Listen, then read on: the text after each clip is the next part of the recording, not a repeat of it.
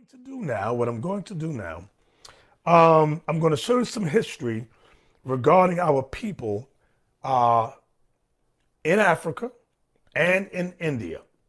Because I did mention, I pre-spoke when I said India and coaching. What I'm going to do is show you the history, the evidence of our people being scattered. I'm going to show you historically and biblically that our people are scattered both in Africa as well as India. Check it out. The History of the Jews from the Destruction of Jerusalem to the Present Time by Hannah Adams. So the present time is referring to 1818.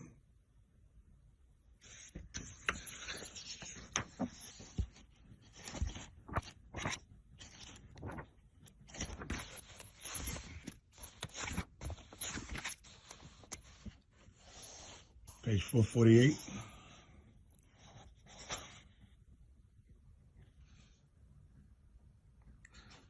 I'm going to start here. Dr. Buchanan, while he resided in India, was assiduously engaged in investigating the state of the inhabitants.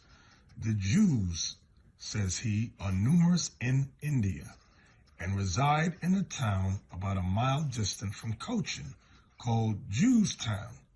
It is almost wholly inhabited by this people, who have two respectable synagogues. Watch this. Among them are some very intelligent men who are not ignorant of the present history of nations. So there's some very intelligent men who are not ignorant of the present history of nations, which implies that the vast majority are ignorant regarding the history of nations. On page 449. The resident Jews are divided into two classes called the Jerusalem or white Jews and the ancient or black Jews. I want you to see what they're calling the black Jews. The ancient or black Jews. The white Jews reside at this place. The black Jews have also a synagogue here, but the great body of that tribe inhabit towns in the interior of that province. Let's pay attention to this here. This learned author thus proceeds in his interesting relation. On my inquiry into the antiquity of the white Jews, so he's inquiring about the white Jews, they first delivered to me a narrative in the Hebrew language of their arrival in India, which has been handed down to them from their fathers. What you're going to find out is that these white Jews came around the time of the Spanish Inquisition. They were hunting down the Jews that fled from Spain and Portugal. Let me say it again. They were hunting down the black Jews which fled from Spain and Portugal. These white Jews were on a mission with whites from Spain, the King Ferdinand, Queen Isabella. Watch, I'm going to show you later on. Show you.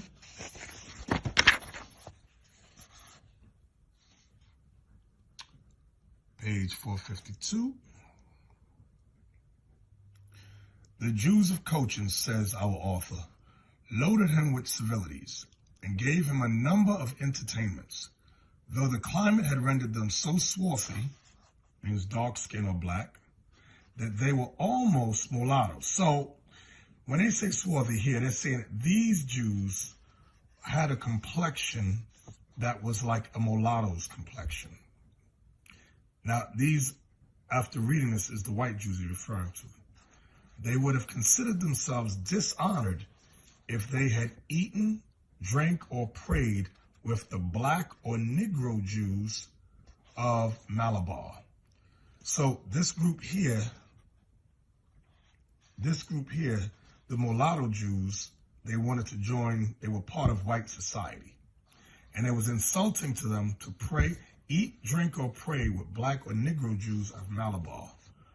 Because the last were descended, watch this, because the last were descended from the slaves in the service of the Jews at Kranganor, who were afterwards emancipated. Now, remember about the black or Negro Jews. I'm going to go back.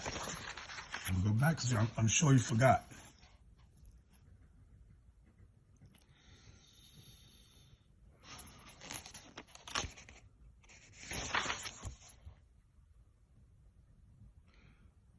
part that said ancient?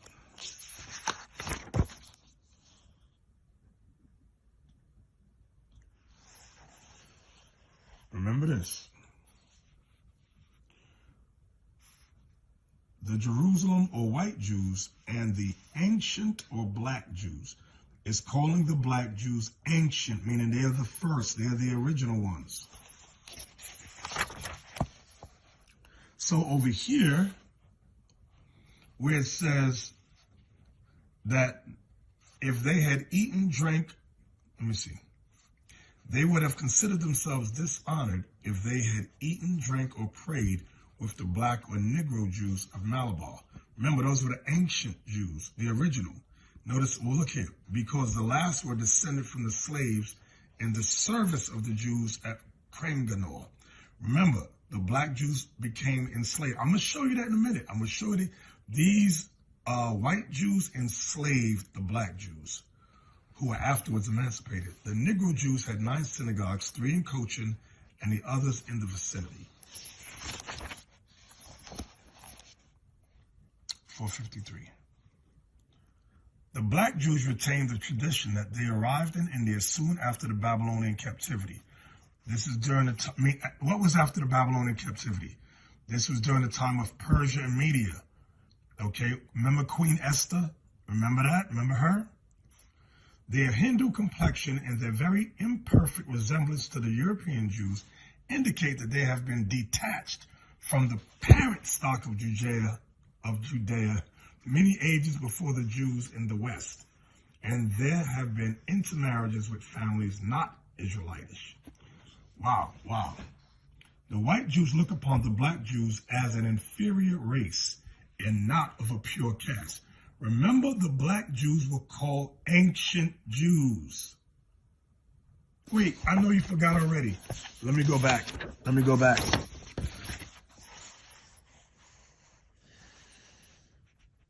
The Jerusalem or white Jews and the ancient or black Jews.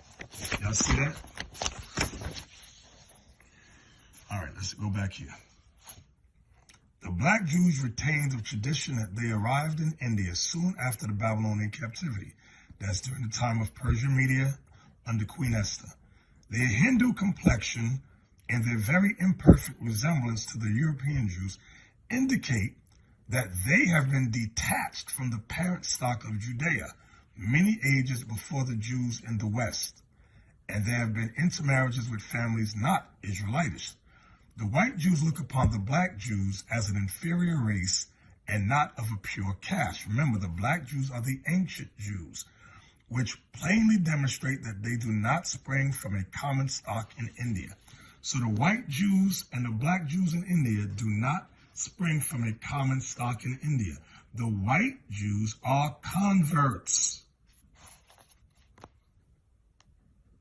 Dr. Buchanan observes that the black Jews communicated to him much interesting intelligence concerning their brethren, the ancient Israelites in the East. The Jewish Encyclopedia, the history, religion, literature, and customs of the Jewish people from the earliest times to the present day, prepared by more than 400 scholars and specialists. This was published in 1903. 1903. Not 1803, but 1903. 1903. All right. Have an interesting photo sketch, whatever this is. It says Jews of Cochin. All right, let's go right here. Cochin. State of India. Within the Madras Presidency, the Jews in Cochin numbered 1,142 in 1891 and are divided into 2 classes. The whites, whose complexion is almost as fair as that of European Jews, and the blacks, who, though darker than the former, are not so black as Negroes and are of the same complexion as the Jews of Yemen or Kurdistan. Now, that's not necessarily true based on what we've read earlier, and I'm going to show you some pictures.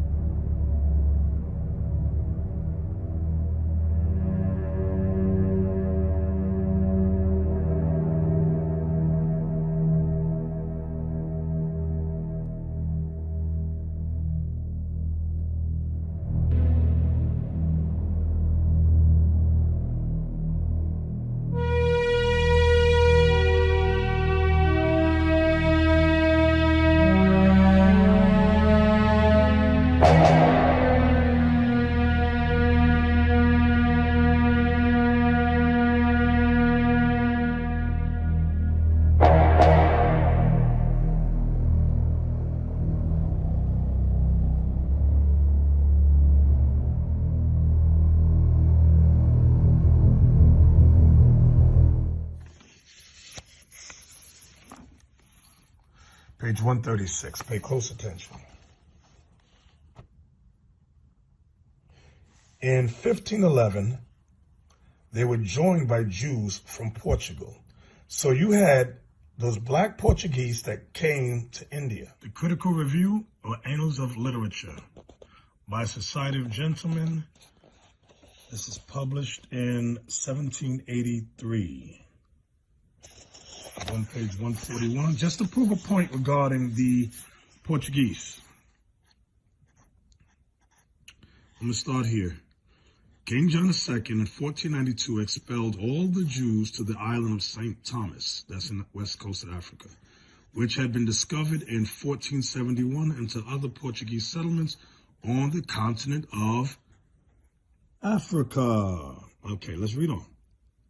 And from these banished Jews, the black Portuguese, as they are called, and the Jews in Loango, that's in Africa, who are despised even by the very Negroes, are descended, meaning the Negroes in Africa are descended from the very Jews that they despised, and the black Portuguese Jews.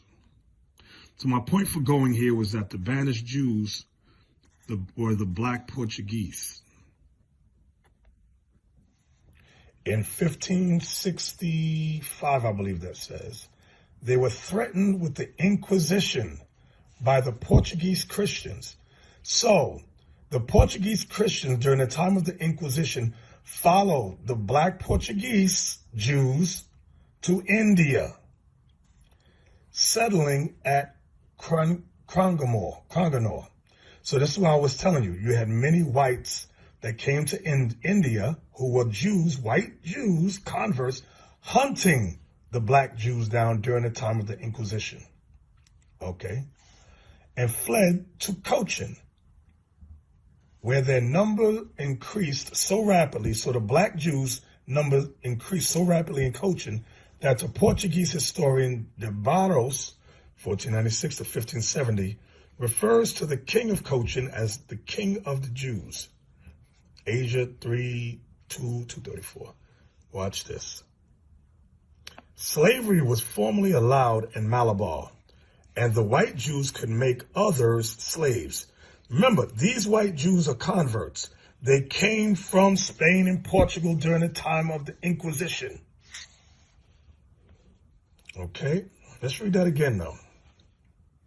Slavery was formerly allowed in Malabar, and the white Jews could make others slaves. The native males and females whom they bought were admitted as slaves according to the Jewish law, and even those who voluntarily entered the fold of Judaism were not admitted and treated as strangers of righteousness. So they were not admitted and treated as strangers of righteousness, about the law of the stranger, but as slaves. Let's go down. Watch this. Even after undergoing these rites, they were not allowed to intermarry with the other Jews, to study the Holy Scriptures, or to wear tzitzits. They couldn't even wear what they called these fringes that they wear today. So again, even after undergoing these rites, they were not, talking about the black Jews of India, were not allowed to intermarry with the other Jews, to study the Holy Scriptures. So they were not even allowed to study Scriptures, or to wear tzitzit and tefillin, unless they obtained a certificate of emancipation from their masters or mistresses. To make this emancipation known to the community of the white Jews, the freed slave went about and kissed the hands of all the Jews of the city. So the black Jews that were emancipated had to go around the city and kiss the hands of all the Jews of the city. So we had to kiss the hands of white folks. You can't make this stuff up. All right. In 1848, the freed slaves asked permission of the white Jews to use the benches in the synagogues. Being refused, they moved within the boundary of the British territory where no distinction is made between masters and slaves. Let's go down. Though they neither eat nor drink together, nor intermarry, the black and the white Jews of Cochin have almost the same social and religious customs. I'm jumping down for time's sake. Among the blacks, there are no Kohanim or Levites, so that they hire impoverished white Jews. So the blacks that had no teachers have to hire broke, poor white Jews of the tribe of Levi, which they're not the tribe of Levi, they're converts, and of the family of Aaron on the occasion when their presence is necessary. So I'm going to go back here a second. How do they assume that these broke, poor white Jews of the tribe of Levi, through so-called DNA? So-called DNA, that's that garbage that that they follow and some of you blacks follow so foolishly. In order to say that you're of the tribe of Levi and of the family of Aaron according to DNA, you got to have Aaron's DNA on file, you morons. And nobody has Aaron's DNA on file. How foolish can you be? The image of the image of the black and Western art. Edited by David Bindman, Henry Louis Gates Jr. I always tell you David Bindman is a racist. Henry Louis Gates Jr. is asleep while this demon here is writing his rhetoric. Anyway, let's go inside the book. And I'm going here just for a moment. I just want to show you something. I want y'all to see this. Plate 84, Abba Moses swimming across the Nile. Now, a lot of people might not know that this word, let me zoom in on it. This word Abba means father. It's Hebrew for father. Father Moses swimming across the Nile. The Nile, as we all know, is in Egypt and Africa. Okay, let's take a look at plate 84. Here's Moses swimming across the Nile. Okay, what color is he? Black. So now, why would our people have to hire, and Moses black, that means his brother Aaron is black. His sister Miriam is black. Why would our people have to hire an impoverished, broke, white Jewish guy to teach the scriptures? Well, we have so much work to do. So much work to do.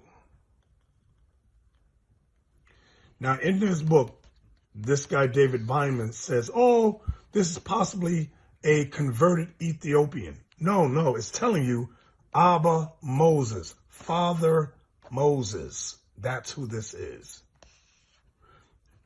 And you got to think about it. Why wouldn't he just write the word in English here? Why did he put the Hebrew word for father here? To throw everybody off. You might think this is someone completely different.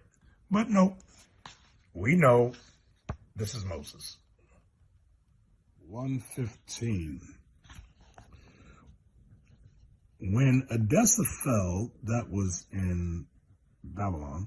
When Edessa fell, the event stirred a wave of emotion that lent to Thomas's missionary activities in the East. This is referring to Thomas the Apostle. Y'all heard of Doubting Thomas?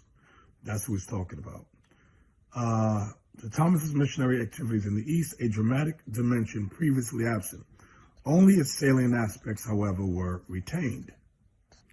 The tomb and the lost city were left in shadow, and the temple in India was exalted. India, moreover, included blacks. The illustration of the life of Balaam and Joseph in a Mount Athos manuscript of the late 12th or early 13th century. I want to look at plate 96 above. Plate 96. This is in India. Notice the black people. This is who St. Thomas was leading to repentance in Christ. These black Jews. Notice all the black faces.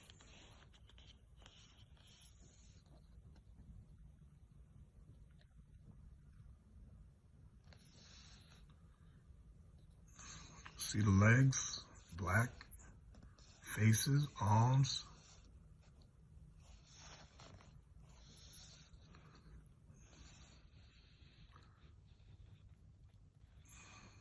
UNESCO International Scientific Committee for the Drafting of a General History of Africa. General History of Africa, abridged edition. 5th. Africa from the 16th to the 18th century. All right, let's go inside.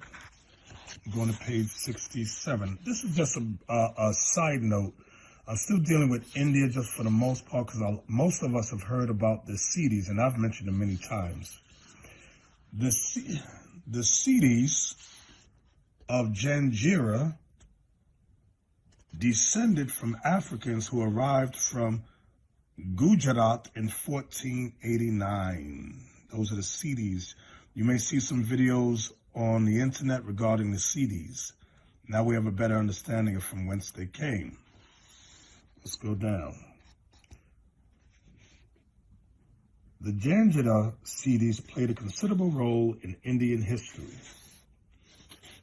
Pay close attention. Africans also settled along parts of the Malabar coast during the 17th and 18th centuries.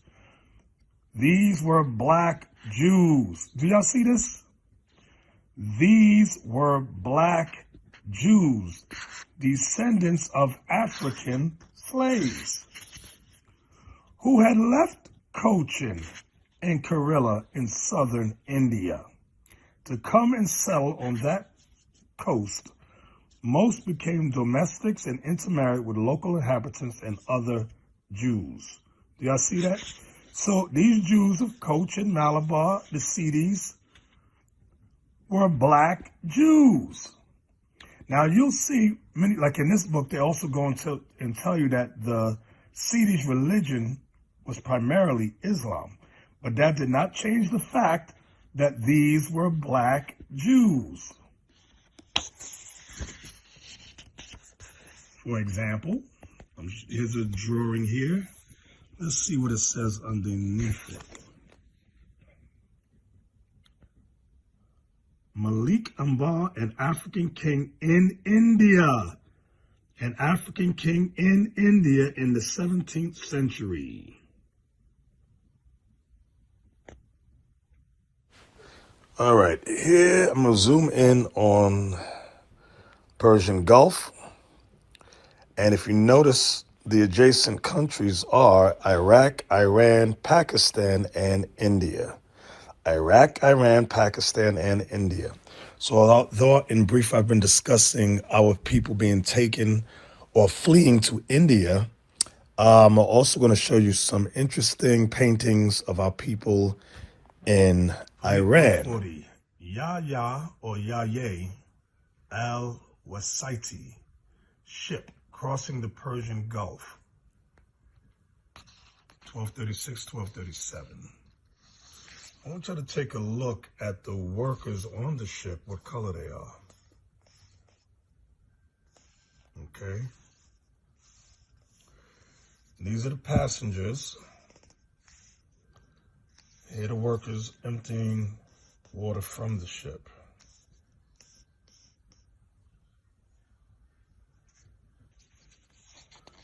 Now watch this. I'm going here.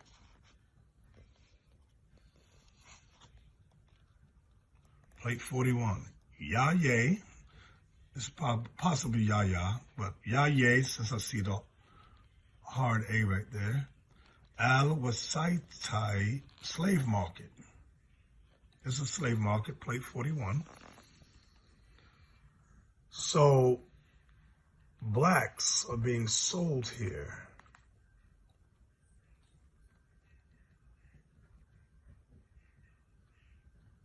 This is around Baghdad, in Baghdad.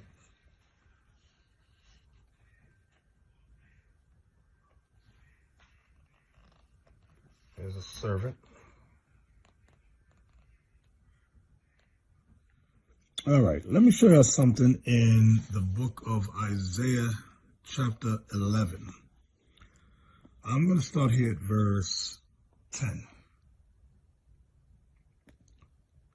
And in that day there shall be a root of Jesse, which shall stand for an ensign of the people. To it shall the Gentiles seek, and his rest shall be glorious. Now, the question is, who are the Gentiles that's going to seek to this ensign? The ensign is the Bible. Christ in the Bible. That's the ensign. But the question is, who are the Gentiles? Verse 11. And it shall come to pass in that day that the Lord shall set his hand again, the second time, to recover the remnant of his people, which shall be left from Assyria, and from Egypt, that's Africa, and from Pathros, that's Africa, and from Cush, that's Africa, and from Elam, that's India and Iran. India, Pakistan, Iran, right along there, same area. And from Shinar, that's Iraq, and from Hamath, okay, and from the islands of the sea. And he shall set up an ensign for the nations. The word Gentiles means nations. And shall assemble the outcasts of Israel, and gather together the dispersed of Judah from the four corners of the earth. So I want y'all to see that the Gentiles that's going to be gathered are the outcasts of Israel and the dispersed of Judah. Okay? And I focus today on Africa and India and Iran. All right? We used to scream black power while Heron was pushed. But at the end of the day, nothing's in vain. IUIC has been given a vision. The tents of Judah has risen. Many has attempted the mission, minor murmuring, omitting, and missing the mark. Just reading that he had the flame of fire in his eyes gave us the spark. We on Paul's mission. We out on the road, purple and gold, from Mexico, Cuba, Haiti, Ghana, Sierra Leone. 144,000 boots banging, concrete crackling. These are our men repented at heart. The scriptures is proof. IUIC, we deliver the truth.